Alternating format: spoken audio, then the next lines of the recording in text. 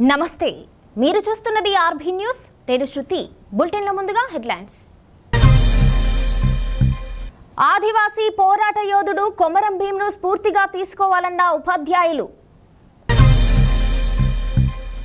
రేగొండలో హరితహారం మొక్కలు నిర్లక్ష్యానికి గురవుతున్నాయని ఆందోళన వ్యక్తం చేస్తున్న ప్రజలు జయశంకర్ జిల్లా కేంద్రంలో ఘనంగా కొమరం భీం జయంతి వేడుకలు పోలీసు అమరవీరుల సంస్మరణ వారోత్సవాలు జయశంకర్ జిల్లాలో ఘనంగా నిర్వహిస్తున్నారు పోలీసులు. ఈ వారోత్సవాల సందర్భంగా శనివారం భూపాలపల్లి పోలీస్ స్టేషన్ ఆవరణలో CM KCR, DGP Mahender Reddy, SP Surender Reddy చిత్రపటాలను సాల్ట్ ఆర్ట్ వేశారు. ఈ సాల్ట్ ఆర్ట్ పోలీసులతో పాటు ప్రజలను ఆకర్షించాయి. ఈ సందర్భంగా విధి నిర్వహణలో ప్రాణాలు పోగొట్టుకుని అమరులైన పోలీసులను స్మరించుకుంటూ ఘనంగా నివాళులర్పించారు. ఈ కార్యక్రమంలో డీఎస్పీ రాములు, సిఐ రాజురెడ్డి, ఎస్ఐలు రామకృష్ణ, స్వప్న కుమారిలు పాల్గొన్నారు. క్రీడాకారులు క్రీడా స్ఫూర్తిని ప్రదర్శించాలని భూపాలపల్లి ఏరియా సింగరేణి జీఎం బల్లారి శ్రీనివాసరావు అన్నారు. భూపాలపల్లి పట్టణంలోని అంబేద్కర్ క్రీడా మైదానంలో RG3కి భూపాలపల్లి ఏరియాల మధ్య జరిగిన రీజనల్ స్థాయి కబడ్డీ, వాలీబాల్, బ్యాడ్మింటన్ అలాగే డిపార్ట్మెంటల్ క్రికెట్ పోటీలను ఏరియా జీఎం బల్లారి శ్రీనివాసరావు ముఖ్య అతిథిగా హాజరై ప్రారంభించారు. ముందుగా క్రీడాకారులను పరిచయం చేసుకున్న అనంతరం క్రీడలను ప్రారంభించి వారితో పాటు కొద్దిసేపు ఆడారు. ఈ సందర్భంగా క్రీడాకారులను ఉద్దేశించి మాట్లాడారు.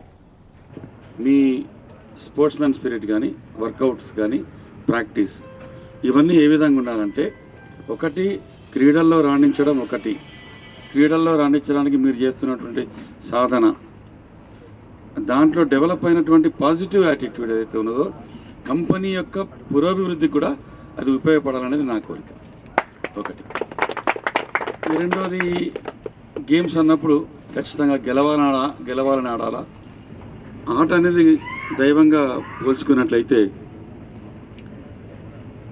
యజ్ఞం చేసినట్టుగా మొదలు పెట్టాలి ఆట అనేది. తుకారాం గారు చెప్పినట్టు గెలుపోవటంలో సహజం, కానీ ఇంతకుముందు కూడా చెప్పాను, గెలుపుని ప్రేమించకండి, ఆటను ప్రేమించండి, ఆటలో స్కిల్ని ప్రేమించండి. ఆట స్కిల్ మిమ్మల్ని గెలిపిస్తుంది. సో మేము ఇంతకుముందు క్లబ్లో పెట్టేటప్పుడు ఆగస్ట్ 15 అప్పుడు జనరల్గా లేడీస్కి ఏదైనా కండక్ట్ చేయాలంటే ఎంపైర్గా ఉంటానికి భయపెట్టేవాళ్ళు. ఎందుకంటే వాళ్ళు 0.1% కూడా యాక్సెప్ట్ చేయరు ఇది. అందుకని ఎంపైర్ని కృష్ణారావు అనే ఇంజనీర్ని పెట్టేవాళ్ళం. ఆ కృష్ణారావు ఏంటంటే బుర్ర తినట్లో చాలా గొప్ప, వాళ్ళ బుర్ర కూడా ఆయన తినేటోడు, ఆయన ఒక్కడికే వాళ్ళు భయపెట్టేవాళ్ళు, మేము ఎవరు ఉండమన్నాడు. ఇక్కడ ఎందుకంటున్నా అంటే వాళ్ళు గెలవడానికే ఆడతారు. ఇక్కడ మనం అలా కాకుండా గెలుపు కాదు మన కష్టం. ఇప్పుడు ఎక్కడో చదివాను నేను, మనం పడే కష్టం చూసి, మన సిన్సియారిటీ చూసి, హార్డ్ వర్క్ చూసి ఆ భగవంతుడు కష్టపెట్టడానికి కూడా ఆలోచించాలి అని ఎక్కడో చదివాను నేను. సో అల్టిమేట్గా నేను చెప్పేది అంటే మీ ప్లేయర్స్ అందరికీ, be a sportsmen, play with the spirit, sportsman spirit, and love the game, and love the game, not win. Win will come out of your attitude and culture. Thank you so much. గిరిజనుల ఆరాధ్య దైవం కొమరం భీం జయంతి వేడుకలను ఆదివాసీ నాయకపోడు సేవా సంఘం నాయకులు జయశంకర్ జిల్లా కేంద్రంలో ఘనంగా నిర్వహించారు. శనివారం కొమరం భీం జయంతిని పురస్కరించుకొని పట్టణంలోని అంబేద్కర్ కూడలిలో కొమరం భీం చిత్రంలో ఉన్న ఫ్లెక్సీకి పాలాభిషేకం చేశారు ఆదివాసీ నాయకులు. అనంతరం కేక్ కట్ చేసి స్వీట్స్ తినిపించుకున్నారు. ఈ సందర్భంగా జై ఆదివాసీ, జై కొమరం భీం అంటూ నినాదాలు చేశారు. నిజాం సర్కార్ను వణికించిన పోరాట యోధుడు కొమరం భీం అని ప్రతి విద్యార్థి స్ఫూర్తిగా తీసుకుని ముందుకు వెళ్లాలని రేగొండ మండలం రామన్నగూడెం తండా పాఠశాల ప్రధాన ఉపాధ్యాయులు కామెడీ సతీష్ రెడ్డి, సర్పంచ్ బానోతు బీకే నాయక్ అన్నారు. కొమరం భీం 121వ జయంతి సందర్భంగా వారి చిత్రపటానికి పూలమాలలు వేసి ఘనంగా నివాళులర్పించారు. కొమరం భీం పోరాట పటిమ ఎనలేనిదని, జల్ జంగల్ జమీన్ అంటూ పేద ప్రజల పక్షాన నిలిచి తెలంగాణ ప్రజల పోరాట పటిమను యావత్తు ప్రపంచ వ్యాప్తం చేసిన గొప్ప వ్యక్తి కొమరం భీం మాత్రమే అన్నారు. ఈ కార్యక్రమంలో అటవీశాఖ సెక్షన్ అధికారి కొప్పుల ప్రసాదరావు, గ్రామ కార్యదర్శి నవీన్, బీజేపీ గిరిజన మోర్చా నాయకులు బానతు రాజేందర్ నాయక్ తదితరులు పాల్గొన్నారు. ఈరోజు తెలంగాణలో ఉద్యమకారులుగా ఉన్నటువంటి ఆదివాసీ ముద్దుబిడ్డ శ్రీ కొమరం భీం జయంతి వేడుకలు ఈరోజు మా రామన్నగూడెం తండా ప్రాథమిక పాఠశాలలో మా గ్రామ పంచాయతీకి సంబంధించిన సర్పంచ్ కానీ, అదేవిధంగా మా గ్రామ పంచాయతీ కార్యదర్శి, అదేవిధంగా మా గ్రామ పెద్దల సమక్షంలో ఈరోజు పాఠశాలలో ఈ యొక్క కొమరం భీం 121వ జయంతి వేడుకలను ఘనంగా నిర్వహించుకోవడం జరిగింది. ఈ యొక్క కొమరం భీం 1901 సంవత్సరంలో అక్టోబర్ 22న ఆదిలాబాద్ జిల్లా ఆసిఫాబాద్ మండలంలో సంకెల్ అనే గ్రామంలో తను జన్మించడం జరిగింది. జల్ జంగల్ జమీన్ అనే నినాదంతో ఈయన యొక్క పోరాటాలు చేయడం జరిగింది. ఏదైతే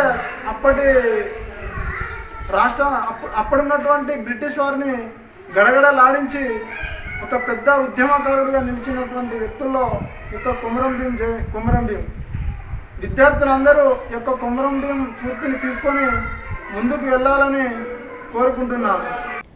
ప్రభుత్వం ఎంతో ప్రతిష్టాత్మకంగా చేపట్టిన హరితహారం పథకం అబాసు పాలవుతుందా? నిజంగా నాటిన మొక్కలను సంరక్షించడానికి అధికారులు ప్రయత్నాలు చేస్తున్నారా? మొక్కలను పట్టించుకోవడం లేదంటూ రేగొండ మండలంలో అధికారుల తీరుపై వస్తున్న విమర్శలలో నిజాలెంత? Watch the story.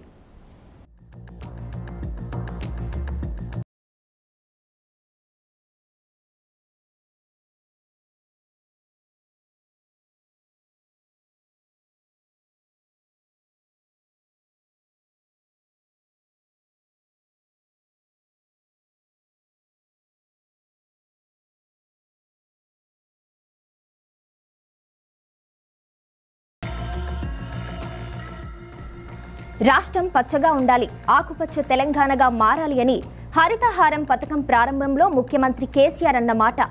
దీనికి తగ్గట్టే గత కొన్నేళ్లుగా రాష్ట్రంలో మొక్కలను నాటుతున్నారు. జయశంకర్ భూపాలపల్లి జిల్లా రేగొండ మండలంలో హరితహారం ద్వారా పెట్టిన మొక్కలను అధికారులు రక్షించడం లేదన్న ఆరోపణలు వినిపిస్తున్నాయి. మండలంలో పెంచుతున్న హరితహారం మొక్కలపై అధికారులు నిర్లక్ష్యం వహిస్తున్నారని, కలెక్టర్ సీరియస్ అయినా పరిస్థితులు మారలేదన్న గుసగుసలు వినిపిస్తున్నాయి. కేంద్ర ప్రభుత్వం ప్రవేశపెట్టిన నిధులలో మన తెలంగాణ రాష్ట్ర ప్రభుత్వానికి ఇస్తున్నది హరితహార పథకము. ఈ యొక్క హరితహార పథకం కింద ఎన్నో కోట్లు డబ్బులు రావడం జరుగుతుంది. ఇందులో సంబంధించింది రేగొండ మండలానికి చూసుకున్నట్లయితే రేగొండ మండలంలో ఉన్న గ్రామానికి 10,000 మొక్కలు కండక్ట్ చేయడం జరిగింది. ఇట్లా చూసుకుంటే మన రేగొండ మండలం మొత్తానికి కనీసానికి 4 లక్షల, దాదాపుగా 4 లక్షల మొక్కలు కండక్ట్ చేయడం జరిగింది. కానీ రోడ్ల సైడ్ పెట్టిన మొక్కలకు ఇప్పటి వరకు వాటికి టీకాలు వేయని దాఖలు ఉన్నాయి. ఇప్పటి వరకు మరి స్థానికులు, ఇక్కడ ఉన్నటువంటి మండలంలో ఉన్న స్థానికులు ఏం చేస్తున్నారో, ఏదో తింటున్నామంటే తింటున్నాము, పడుకుంటున్నామంటే పడుకున్నట్టే ఉన్నది ఇక్కడ వ్యవస్థ చూసుకుంటే. ఇందుకు సంబంధించిన విషయంలో నరేంద్ర మోడీ మన ప్రధాన నరేంద్ర మోడీ గారు ఎన్నో కోట్లు ఖర్చు చేయడం జరుగుతుంది. ఎన్నో కోట్లు ఇస్తున్నారు కాబట్టి మన ఇక్కడ ఉన్న ప్రజాప్రతినిధులు నీళ్లకు నీళ్లు కార్చినట్టే ఉంది. కావున ఇప్పటికైనా ఈ యొక్క విషయానికి కలెక్టర్ సార్ గారు స్పందించి వెంటనే మన రేగొండ మండలంలో ఉన్న ప్రతి గ్రామానికి విజువల్స్ చేసి టీకాలు పెట్టించడం కానీ, అదేవిధంగా టీకాలు పెట్టిన తర్వాత ఇప్పటివరకు వాచర్లను కండక్ట్ చేయడం కూడా జరగలేదు ఇప్పటివరకు రేగొండ మండలం తరఫున. రేగొండ మండలంలోని నర్సరీలో సుమారు 4 లక్షల మొక్కలు పెంచినట్లు సమాచారం. రేగొండ మండలంలో హరితహారం ద్వారా 90,095 మొక్కలు నాటారని, వీటిలో చాలా వరకు నిర్లక్ష్యం చేయబడ్డాయన్న విమర్శలు వెల్లువెత్తుతున్నాయి. మొక్కల పేరిట లక్షల్లో ఖర్చు చేస్తున్నారని, ప్రజాధనం దుర్వినియోగం చేస్తున్నారని ప్రజలు విమర్శిస్తున్నారు. కొన్ని చోట్ల హరితహారం మొక్కలను పెట్టకుండా పడేస్తున్నారని, మరికొన్ని చోట్ల ట్రీ గార్డ్స్ పెట్టడం లేదన్న వాదనలు ఉన్నాయి. ఇప్పటికైనా జిల్లా స్థాయి అధికారులు స్పందించి హరితహారం కార్యక్రమంలో జరుగుతున్న అవినీతిని గుర్తించాలని స్థానికులు కోరుతున్నారు. రాష్ట్ర ప్రభుత్వం ఎంతో ప్రతిష్టాత్మకంగా చేపట్టినటువంటి హరితహారం అధికారుల ఇల్లు పచ్చదనానికే తప్ప పల్లె ప్రకృతికో లేకపోతే పల్లెలలో హరిత వనాలను పెంచడం కోసం కాదనేది ఇప్పుడున్నటువంటి పరిస్థితులను చూస్తే అర్థమవుతా ఉన్నది. ఇది రేగొండ మండలంలో 90,095 మొక్కలు పెట్టినా అని చెప్పినటువంటి అధికారులు ఆ 90,095 మొక్కలకు 46,03,500 రూపాయలు ఖర్చు పెట్టిందంటే ఓ పెట్టిన మొక్కకు ట్రీ గార్డ్ లేదు, పెట్టిన మొక్క కనీసం లెక్క తీద్దామన్నా కూడా కనబడే పరిస్థితి లేదు. కాబట్టి ఇలాంటి అవినీతి అధికారులు వాళ్ళ ఇల్లు పచ్చదనానికి తప్ప ఈ హరితహారం పేరిట ఈ పల్లెలకు ఒక స్వచ్ఛమైనటువంటి వాతావరణాన్ని కల్పించే పరిస్థితి లేదు. ఈ అవినీతి అధికారులపైన సంబంధిత అధికారులు చొరవ తీసుకొని ఖచ్చితంగా చర్యలు తీసుకోవాల్సిన అవసరం ఉందని డిమాండ్ చేస్తాను.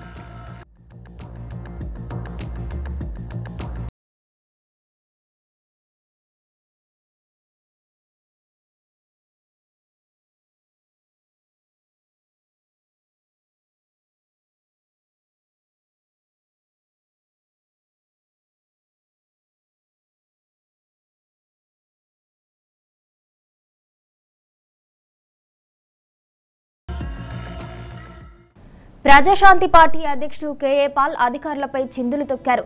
తెలంగాణకు కాబోయే సీఎంనైనా నన్నే అడ్డుకుంటారా అంటూ వార్నింగ్ ఇచ్చారు.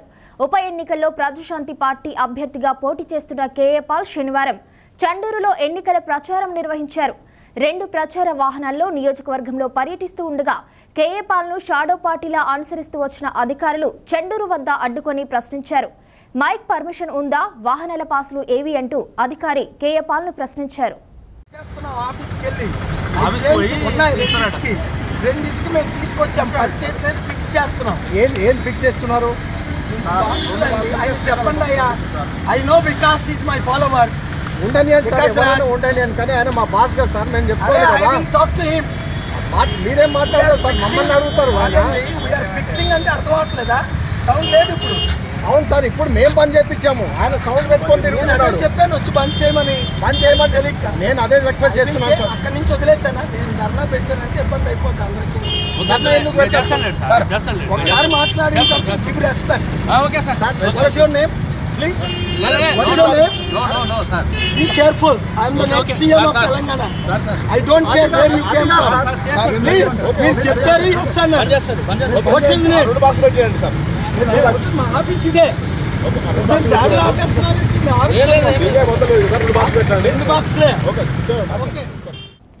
దేశంలోనే అతిపెద్ద స్కామ్ కాళేశ్వరం ప్రాజెక్టులో జరిగిందన్నారు వైఎస్ఆర్టీపీ అధ్యక్షురాలు వైఎస్ షర్మిల.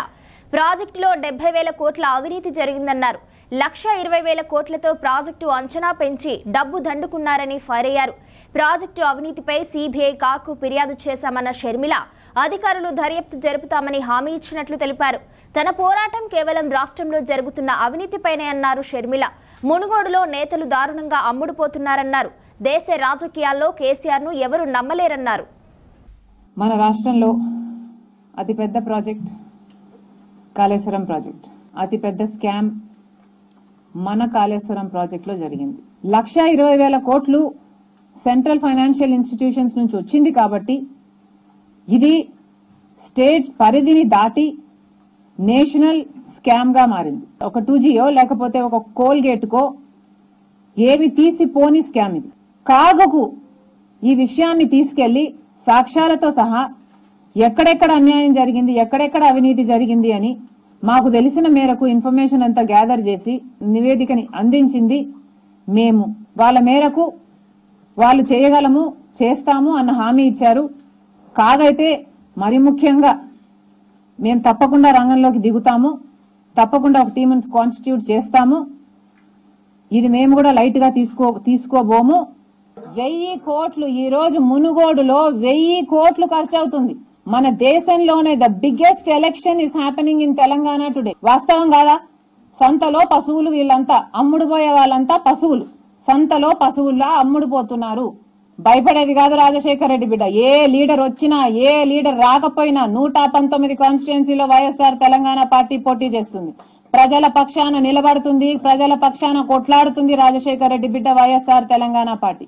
నేను మునుగోడులో ఎవ్వరికీ మద్దతు ఇవ్వడం లేదు. ఈయనకంత సీన్ ఉందమ్మా, ఈ కేసీఆర్ కి అంత సీన్ ఉందా? దేశ రాజకీయాలను ఇన్ఫ్లుయెన్స్ చేస్తాడా? భారతీయ ఏమిటి రాష్ట్ర సమితియా? బందిపోట్ల రాష్ట్ర సమితి. దేశంలో ప్రతిపక్ష పార్టీలు లేకుండా చేసి ప్రజలను బలహీనం చేయడానికి బీజేపీ పార్టీ కుట్ర చేస్తుందని తెలంగాణ రాష్ట్ర మంత్రి జగదీష్ రెడ్డి ఆరోపించారు. దీనిని తిప్పికొట్టేందుకే సీఎం కేసీఆర్ దేశ రాజకీయాల్లో అడుగుపెట్టారని తెలిపారు. 2014లో ఏదైతే ఈ దేశ యువతకి, ఈ దేశ ప్రజలకి అనేక రకాల హామీలు ఇచ్చి వాళ్ళల్లో కొన్ని ఆశలు రేకెత్తించి అధికారంలోకి వచ్చిండ్రో అవి నెరవేర్చడంలో పూర్తిగా విఫలమైనరు. కానీ మళ్ళీ ఎన్నికలు వచ్చే సందర్భంలో ప్రజలకు సంబంధం లేని ఒక అంశం వైపు ఏదో దేశ రక్షణకి ఏదో జరుగుతుంది అన్న పద్ధతుల్లో ప్రజల్ని పక్కదారి పక్కదోవ పట్టించి అవతల ప్రతిపక్షంలో ఉండే బలహీనతల్ని వినియోగించుకొని మళ్ళీ రెండోసారి అధికారంలోకి వచ్చిండ్రు కేంద్రంలో. రెండోసారి అధికారంలోకి వచ్చిన తర్వాత ఇప్పుడు ప్రజల్ని మోసగించడానికి ఇంకేం అవకాశాలు కనపడని పరిస్థితి బీజేపీ పార్టీకి ఎదురైంది జాతీయంగా. వాళ్ళు ఒకటి నమ్ముకున్నారు, ప్రధాన ప్రతిపక్షం లేకుండా చేయాలి, ఈ దేశంలో ప్రతిపక్షాలని లేకుండా చేయడం ద్వారా ప్రజల్ని, రాజకీయ కార్యకర్తల్ని, ప్రజల్ని బలహీనపరచడం ద్వారా మానసికంగా మళ్ళీ మూడోసారి గెలవాలన్న ఒక ఆలోచనతో పనిచేస్తూ ఉంది బీజేపీ పార్టీ, దానికి అనుకూలంగా కేంద్ర ప్రభుత్వం. ఇటువంటి సందర్భంలో ప్రధాన ప్రతిపక్షంగా ఉన్న కాంగ్రెస్ నాయకులను, అధినాయకులను కూడా రకరకాల కేసులలో పెట్టి జైల్లో పంపించి ఏదో రకంగా బలహీనపరచాలన్న ప్రయత్నం జరుగుతూ వచ్చింది. ఈ రాష్ట్రాలలో ఉన్న పార్టీలను, ప్రాంతీయ పార్టీలను కూడా బలహీనపరచడానికి ఈ దేశ స్వతంత్రం వచ్చిన తర్వాత ఈ 70 సంవత్సరాల కాలంలో చేయలేనటువంటి అన్ని రకాల పనులను, అప్రజాస్వామిక అవినీతి పనులను కూడా చేసి ముందుకు వస్తూ ఉన్నారు. ఇటువంటి సందర్భంలో అనుకోకుండా కేసీఆర్ రూపంలో వాళ్ళకి ఈ దేశంలో ఒక ప్రత్యామ్నాయం కనబడుతూ ఉంది. కేసీఆర్ రూపంలో వస్తున్న నాయకత్వం వాళ్ళకు ఒక భయాన్ని గొలుపుతుంది దేశవ్యాప్తంగా. కేసీఆర్ తెలంగాణ పరిధిని దాటి ప్రారంభంలో పక్క రాష్ట్రాలకు, చుట్టుపక్కల రాష్ట్రాలకు విస్తరించినప్పటికీ అది నెమ్మదిగా పక్కనున్న మహారాష్ట్ర, కర్ణాటకలను దాటి మధ్యప్రదేశ్, ఉత్తరప్రదేశ్లను కూడా దాటి ఢిల్లీని దాకడమే కాదు, కాశ్మీర్ కనుక అటు గుజరాత్ వైపు కూడా విస్తరిస్తుంది. ఆయా రాష్ట్రాల ప్రజలు కేసీఆర్ గురించి చర్చించుకుంటున్నారు. కేసీఆర్ పేరు గుజరాత్లో వినపడడం అనేది మోడీ, అమిత్ షాలకి గిట్టని విషయం. కేసీఆర్ పేరు ఉత్తరప్రదేశ్లోనో, పంజాబ్లోనో, రాజస్థాన్లోనో, కాశ్మీర్లోనో ప్రజలు మాట్లాడుకోవడం అనేది వాళ్ళకి కంటగింపుగా ఉంది. నిజమే, రాజకీయ పార్టీగా వాళ్ళు భయపడడం అనేది సహజమైన విషయం. ఎందుకంటే వాళ్ళు ఈసారి ప్రజలకు పోవడానికి 2024 ఎన్నికలకి వాళ్ళకి ఏ అంశం లేదు, రేపు చెప్పుకోవడానికి చేసినవి లేవు, చెబుదామంటే కొత్తది ఏది లేదు. ఇక పక్క రాష్ట్రం, పక్క దేశాన్ని చూపించి ఏదో ప్రజల్ని భయపెట్టిద్దాం, మభ్య పెడదామంటే ఆ అవకాశం కూడా పోయింది 2018-19లోనే. కేవలం ప్రతిపక్షం లేకుండా చేయడం ద్వారా చేయాలని మళ్ళీ రావాలని ఏదైతే కలగంటున్నారో దానికి కేసీఆర్ రూపంలో ఆటంకం ఎదురేటట్టుందన్న భయంతో వాళ్ళొక కుట్రకు తెరలేపారు. అభివృద్ధే మా కులం, సంక్షేమమే మా మతం, జనహితమే మా అభిమతమని TRS party working president KTR స్పష్టం చేశారు. 8 ఏళ్ల కింద తెలంగాణ ప్రభుత్వం ఏర్పడినప్పుడు కేసీఆర్ చెప్పింది ఒకటే, పేదవాడి ముఖంలో చిరునవ్వు చూస్తేనే మన జన్మ ధన్యమవుతుందని చెప్పారు. 8 ఏళ్ల కిందట తెలంగాణ ప్రభుత్వం వచ్చినప్పుడు మాకు ముఖ్యమంత్రి కేసీఆర్ గారు చెప్పింది ఒకటే, మన ప్రభుత్వ లక్ష్యం, మన ప్రభుత్వ ఎజెండా ఒకే ఒక్కటి, పేదవాడి ముఖంలో చిరునవ్వు చూస్తేనే తెలంగాణ వచ్చిన దానికి మనందరికీ కూడా మన జన్మ ధన్యమైతుందనే మాట కేసీఆర్ గారు చెప్పడం జరిగింది. ఈ 8 ఏళ్లలో ఎన్నడూ కులమని చూడలేదు, మతమని చూడలేదు.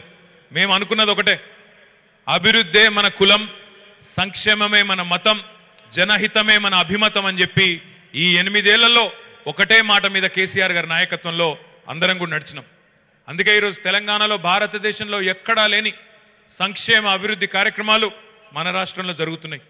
ఈ కులము, ఆ వర్గము, ఆ మతము, వీళ్ళు వాళ్ళు అని సమాజాన్ని వేరు చేసి చూడకుండా పేదరికమే ప్రాతిపదికగా ఈరోజు తెలంగాణలో ఏ కులమైనా, ఏ మతమైనా వారందరికీ కూడా బ్రహ్మాండంగా సంక్షేమ పథకాలు అందుతూ ఉన్నాయి.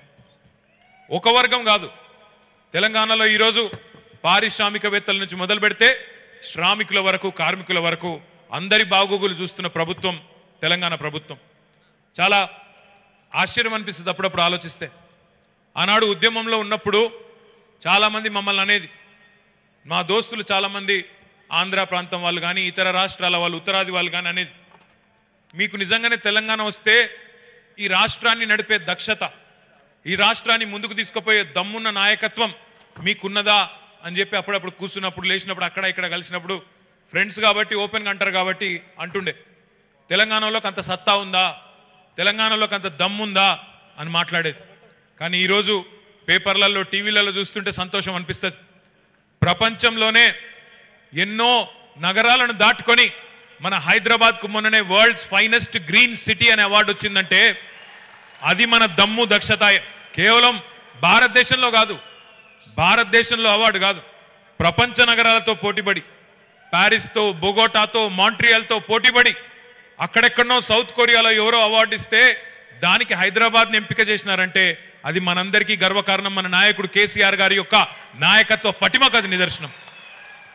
చాలామంది అడుగుతుంటారు, ఏం సాధించిండ్రు మీరు తెలంగాణ వచ్చినాక అని అడుగుతుంటారు. 8 ఏళ్లలో ఏమైందో ఒక్కసారి ఆలోచించండి. ఇక్కడున్న మీ అందరూ కూడా దాదాపుగా గ్రామీణ ప్రాంతాల నుంచి వచ్చిన వాళ్ళే, రైతు బిడ్డలు. ఆనాడు తెలంగాణ రాకముందు ఏం పరిస్థితి ఉండే ఊళ్ళల్లా ఒకసారి గుర్తు తెచ్చుకోండి.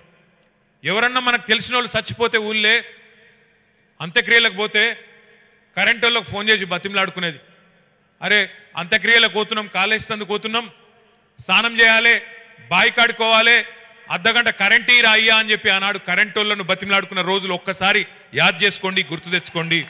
ఇలా ఉన్నదా పరిస్థితి? కరెంటు కోసం తిప్పలున్నదా? సోషల్ మీడియాలో నేను చూస్తూ ఉంటా అప్పుడప్పుడు కొంతమంది తమ్ముళ్ళు పెడుతుంటారు, గో మా ఇంట్లో ఇప్పుడే 15 నిమిషాలు కరెంటు పోయింది, ఇదే నా బంగారు తెలంగాణ అని చెప్పి ఒకళ్ళు పెడతారు. అంటే ఎట్లున్నది కథ అంటే, తెలంగాణ రాకముందేమో కరెంటు ఉంటే వార్త, ఈరోజేమో 15 నిమిషాలు కరెంటు పోతే కూడా పెద్ద వార్త కూర్చున్నది. అంటే కేసీఆర్ గారి ప్రభుత్వ దక్షత, కేసీఆర్ గారి నాయకత్వ పటిమ ఏంది అంటే, ఆనాడు విద్యుత్ లేక, కరెంటు లేక ఆగమాగమైపోయిన పరిశ్రమ, కరెంటు లేక కునారెళ్ళిపోయిన వ్యవసాయం, కరెంటు లేక ఇబ్బంది పడ్డ గృహాలకు ఈరోజు బ్రహ్మాండంగా 24 గంటల కరెంట్ ఇస్తున్న ఏకైక రాష్ట్రం అన్ని సెక్టర్లకు, అన్ని వర్గాలకు తెలంగాణ మాత్రమే. ప్రధాని మోడీని చూసి సీఎం కేసీఆర్ స్ఫూర్తిని తెచ్చుకోవాలన్నారు బీజేపీ అధ్యక్షుడు బండి సంజయ్. దేశవ్యాప్తంగా 10 లక్షల మంది యువతకు ఉద్యోగ అవకాశాలు ఇస్తున్న ఘనత ప్రధాని మోదీదన్నారు. కేసీఆర్ ఇంట్లో వారికి ఉద్యోగాలు ఇచ్చుకున్న మూర్ఖుడంటూ ఫైర్ అయ్యారు సంజయ్. దేశవ్యాప్తంగా 75,226 మంది యువతి యువకులకు ఉద్యోగాలు కల్పించడం, ఈరోజు అపాయింట్మెంట్ ఆర్డర్స్ ఇవ్వడం చాలా సంతోషం. దానిలో భాగంగా ఈరోజు ఈ కార్యక్రమంలో పాల్గొనడం జరిగింది. గత 4 నెలల క్రితమే మోడీ గారు ప్రకటించడం జరిగింది, ఎట్టి బస్లో ఖాళీగా ఉన్నటువంటి 10 లక్షల ఉద్యోగాలను సంవత్సరం లోపల పూర్తి స్థాయిలో భర్తీ చేస్తామని చెప్పి ప్రకటించి 4 నెలలైంది. వారు ప్రకటించిన తర్వాతనే వెంటనే పనులు దాని తగ్గట్టు ఏర్పాటు చేయడము, దాని తగ్గట్టు ఇంటర్వ్యూస్ కానీ ఎగ్జామ్స్ మొత్తం నిర్వహించడం, ఈరోజు 75,000 మందికి ఉద్యోగాలు ఇవ్వడము, కేంద్ర ప్రభుత్వ ఉద్యోగాలు ఇవ్వడం చాలా సంతోషం అన్ని డిపార్ట్మెంట్ల వారికి. ఇప్పటికే కేంద్ర ప్రభుత్వం దాదాపు 7,22,311 మంది యువతి యువకులకు కేంద్ర ప్రభుత్వం తరఫున 8 సంవత్సరాల కాల వ్యవధిలో ఉద్యోగాలు ఇవ్వడం జరిగింది. ఇది ఈరోజు సంవత్సరం లోపల, అంటే ఈసారి ఈ నెల 75,000 మంది, నెక్స్ట్ మంత్ కూడా విడతల వారీగా సంవత్సరం లోపల పూర్తి అని చెప్పి ఒక లక్ష్యం అనుకున్నారు. కాబట్టి నిజంగా చాలా సంతోషం. ఇది భారతదేశ చరిత్రలో చిరస్థాయిగా మునిగిపోయే రోజు ఇది. మునుగోడు ఉప ఎన్నికల వేళ కాంగ్రెస్లో కస్సుబుస్సులు ఎక్కువవుతున్నాయి. ఆస్ట్రేలియా పర్యటనకు వెళ్లిన కోమటిరెడ్డి వెంకటరెడ్డి సొంత పార్టీపై చేసిన వ్యాఖ్యలు దుమారం రేపుతున్నాయి. దీనిపై హస్తం నేతలు ఒక్కొక్కరు ఒక్కోలా స్పందిస్తున్నారు.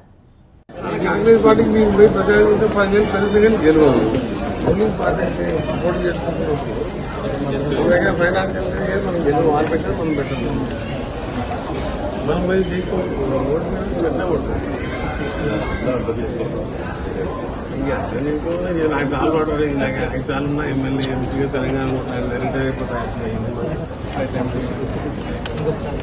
25 years ఉన్నాయి.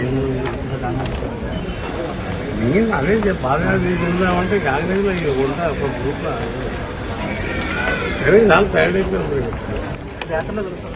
కాంగ్రెస్ పార్టీ మీకు ఇన్ని పదవులు ఇచ్చింది, మీ ఇంత ఉన్నత స్థానంలో ఉన్నారు. ఈరోజు మా లోకల్ ఎంపీ మీరు ఒక చెల్లెగా నేను ఒంటరి పోరాటం చేస్తున్నాను, నాకు ఆశీర్వాదం ఇవ్వాలి, తప్పకుండా ప్రచారానికి రండి అని నా టికెట్ వచ్చిన తర్వాత వెళ్ళి కలిసినాను. ఆ తర్వాత కూడా మన గాంధీ భవన్లో కలిసినప్పుడు కూడా అడగడం జరిగింది. నేను ఒక సోదరుడిగా ఈ సోదరి చేసే ఈ పోరాటంలో నాతో పాటు ఉండి నాకు సహకరించి కాంగ్రెస్ పార్టీని బతికించే దాంట్లో తోడొస్తారనుకున్నాను. కానీ ఇంత ఈరోజు ఇది చూస్తే ఆ బాధని ఎట్లా చెప్పాలన్నది కూడా నాకు అర్థమైతలేదు. అంత గౌరవం ఇచ్చి నా తోడుగా నిలబడండి అన్న అంటే ఈరోజు తను గెలవనే గెలవదు, 10,000 ఓట్లు రావు అని మాట్లాడినారంటే ఇంకా దానికి ఇంకో మాట నేను చెప్పేది ఏం లేదు. I'm not somebody to comment. Okay, మొన్న రేవంత్ రెడ్డి కూడా ఏదో మాట్లాడని చెప్పి ఎవరు అన్నారు, వెంకటరెడ్డి ఏదో మాట్లాడని చెప్పారు. ఇవన్నీ విషయాలు కూడా ఏఐసిసి ఇన్ఛార్జ్ హైదరాబాద్లోనే ఉన్నాడు, ఏఐ సెక్రటరీస్ కూడా ఇక్కడే ఉన్నారు. సింప్లీ ఇది ఏఐసిసి వాళ్ళు చూసుకునే విషయం. తప్పనిసరిగా పాల్వాయి శ్రవంతి గారు గెలవబోతున్నారు. మునుగోడు ప్రజలు, మునుగోడు ఓటర్లు ఇవన్నీ కూడా మరి ఏది పట్టించుకోరు. ఒకటే స్లోగన్ పోతున్నాం, ఒక్క అవకాశం ఇవ్వండి. టీఎస్ఆర్టీసీ సంస్థలో పనిచేస్తున్న ఉద్యోగులకు తీపి కబురు అందించింది ఆర్టీసీ సంస్థ. ఉద్యోగులకు 100 కోట్ల రూపాయల బకాయిలను చెల్లించనున్నామని Telangana RTC chairman Bajireddy Govardhan, managing director VC Sajjanar వెల్లడించారు. హైదరాబాద్ బస్ భవన్లో శుక్రవారం ఏర్పాటు చేసిన విలేకరుల సమావేశంలో వారు మాట్లాడారు. పండగ అడ్వాన్స్ నుంచి డిఏ బకాయిల వరకు వెంటనే ఇస్తున్నామని పేర్కొన్నారు. నూతన వేతన సవరణ కోసం కమిటీని నియమించేందుకు నిర్ణయించామని, గత ఏడాది నుంచి ఆదాయం మెరుగుపడుతుందన్నారు. నష్టాలు వస్తున్నా ఉద్యోగులకు చెల్లించవలసిన బకాయిలను దశలవారీగా చెల్లిస్తున్నామని ప్రకటించారు. రోజువారీ ఆదాయం 6-7 కోట్ల రూపాయల వరకు పెరిగినా ఇంకా నష్టం వస్తుందని ప్రభుత్వం చేయూతతో ముందడుగు వేస్తున్నామన్నారు. ప్రస్తుతం 5 నెలల డిఏ బకాయిలతో పాటు మరో 3 డిఏలను చెల్లించాలని నిర్ణయించామని పేర్కొన్నారు. పండగ అడ్వాన్సు, డిఏ బకాయిలను నవంబర్ 1న చెల్లించే జీతంతో కలిపి ఇస్తున్నట్లు శుక్రవారం ఉత్తర్వులు జారీ చేశారు. 15 కోట్లు వస్తున్నాయి మనం యావరేజ్గా, అంటే దాదాపు 6 నుంచి 7 కోట్లు పెరిగినాయి ప్రతిరోజు. ఇంకా ప్రభుత్వం కూడా మాకు సహకరిస్తానని వారు చెప్పడం వల్ల కొన్ని సమస్యలు అయితే పెండింగ్లో ఉన్నాయో ఆ కొన్ని సమస్యల్ని ఈరోజు మరి ప్రభుత్వ అనుమతితోటి ప్రకటిస్తూ ఉన్నాం. మేము ఫెస్టివల్ అడ్వాన్స్ ఏదైతుందో మన దసరాకి ఇచ్చేది ఉండే ఆ ఫెస్టివల్ అడ్వాన్స్ కూడా మరి ప్రకటించేది గతంలో. మరి దీపావళి అయినా దీనిలో ఫెస్టివల్ అడ్వాన్స్ అంటే దసరా పండుగ జరుపుకునే హిందువులకని కాకుండా దీనిలో ఫెస్టివల్ అడ్వాన్స్లో భాగంగా ముస్లిం మైనారిటీ సోదరులకు, తర్వాత క్రిస్టియన్స్కి, హిందువులకు అందరు కలుపుకొని అన్ని సకల జనులకు ఈ యొక్క ఫెస్టివల్ అడ్వాన్స్ 20 కోట్లు ఇస్తున్నాం. మేము దాదాపు 5 డిఏలు పెండింగ్లో ఉన్నాయి ఇప్పటికీ. గతంలో కూడా ఒక డిఏ ఏరియర్స్ రాలేదు, పాత డిఏది. ఆ ఏరియర్స్ కూడా 20 కోట్లు ఇస్తున్నాం మేము, పాత డిఏ ఏరియర్స్ 5 నెలలు. కొత్త డిఏలు అయితే పెండింగ్లో ఉన్నాయో 5 డిఏలు, 5 డిఏలు 3 డిఏలు కూడా ఇచ్చి ఏర్పాటు చేస్తున్నాం. దానికి మరి దానికి అయ్యే డబ్బులు కూడా 15 కోట్లు ఆ 3 డిఏలు కూడా ఇచ్చి ఏర్పాటు చేస్తున్నాం. సకల జనుల సమ్మె జరిగినప్పుడు దాదాపుగా ఒక 8,053 మంది ఉద్యోగస్తులకు సకల జనుల సమ్మె యొక్క శాలరీ రాలేదు వాళ్లకు. అది కూడా 25 కోట్లు రిలీజ్ చేస్తున్నాం ఈరోజు. 4 ఏళ్ల చిన్నారిపై లైంగిక దాడి జరిపిన డిఏవి పబ్లిక్ స్కూల్ గుర్తింపు రద్దు చేసింది ప్రభుత్వం. విద్యాశాఖ మంత్రి సబితా ఇంద్రారెడ్డి శుక్రవారం ఈ మేరకు హైదరాబాద్ జిల్లా విద్యాశాఖ అధికారికి ఆదేశాలు జారీ చేశారు.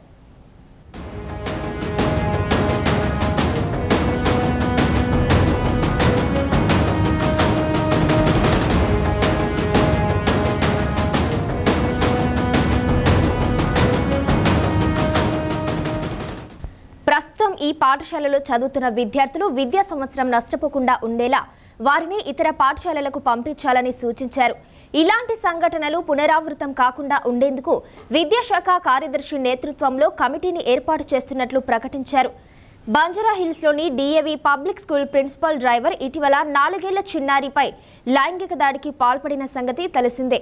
ఈ ఘటనలో డ్రైవర్తో పాటు ప్రిన్సిపల్పై ఫోక్సో చట్టం కింద కేసు నమోదు చేశారు. మరోవైపు ఈ అంశాన్ని సీరియస్గా తీసుకున్న ప్రభుత్వం బాధ్యులపై చర్యలకు ఉపక్రమించి పాఠశాల గుర్తింపును సైతం రద్దు చేస్తూ సంచలన నిర్ణయం తీసుకోవడంతో బాధిత చిన్నారి తల్లిదండ్రులు శాంతించారు.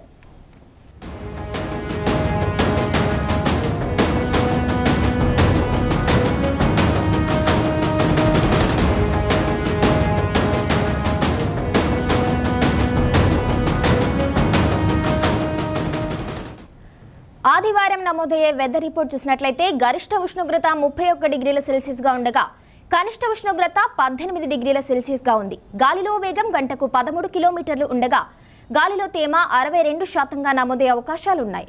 బంగారం, వెండి ధరలు చూసినట్లయితే 10 గ్రాముల 24 క్యారెట్ల బంగారం ధర 50,440 రూపాయలుగా ఉండగా 10 గ్రాముల 22 క్యారెట్ల బంగారం ధర 46,240 రూపాయలుగా ఉంది. అలాగే వెండి ధర చూసినట్లయితే 10 గ్రాముల ముద్ద వెండి ధర 615 రూపాయలుగా ఉంది. ఇవి ఇప్పటివరకున్న అప్డేట్స్. మరిన్ని న్యూస్ అప్డేట్స్తో మరో బులెటిన్లో కలుసుకుందాం. అంతవరకు సెలవు. నమస్కారం.